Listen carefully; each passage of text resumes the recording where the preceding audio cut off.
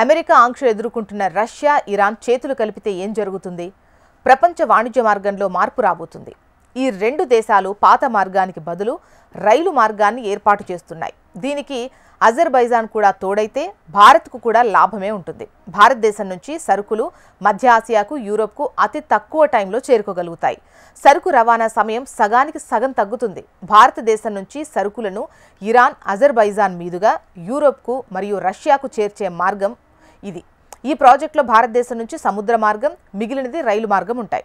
ఈ కొత్త రైలు మార్గం అంతర్జాతీయ ఉత్తర దక్షిణ రవాణా కారిడార్లో భాగం. ఇరాన్లోని రష్త్ మరియు అస్తారా మధ్య 162 కిలోమీటర్ల రైలు మార్గం పూర్తయితే సరుకు రవాణా మరింత సులభమవుతుంది. ఈ మార్గం 7200 కిలోమీటర్లు ఉంటుంది. ఈ మార్గం పూర్తిగా అందుబాటులోకి రావాలంటే రష్త్ మరియు అస్తారా మధ్య నిర్మాణం పూర్తయిపోవాలి. ప్రస్తుతం అదే జరుగుతోంది.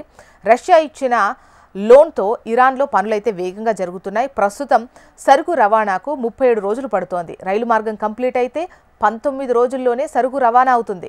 ప్రస్తుతం ఆసియా నుంచి యూరోప్కు సరుకులు ఈజిప్ట్లోని సూయజ్ కెనాల్ మీదుగా వెళ్తున్నాయి. దీనికి 37 రోజుల టైం పడుతోంది. అయితే కొత్త రైలు మార్గం అందుబాటులోకి వస్తే సూయజ్ కెనాల్ను ఉపయోగించాల్సిన అవసరం ఉండదు. సూయజ్ కెనాల్ ద్వారా కాకుండానే సరుకు రవాణా సులభమవుతుంది. ఇది ఈజిప్ట్ ఆదాయానికి భారీగా తగ్గించినట్టు అవుతుంది. సముద్ర మార్గం ద్వారా జరిగే సరుకు రవాణాపై అమెరికా ప్రభావం బలంగా ఉంది. రష్యా మరియు ఇరాన్ సరుకులను అమెరికా నిశితంగా గమనిస్తోంది. సరుకు రవాణా మార్గం యొక్క భద్రత పేరుతో అమెరికన్ సైన్యం కూడా ఈ మార్గంలో ఉంది. అయితే ఈ రైలు మార్గం ఇరాన్ నుంచి అజర్బైజాన్, రష్యా మీదుగా యూరోప్కు సరుకులు వెళ్లడానికి అవకాశం కల్పిస్తుంది.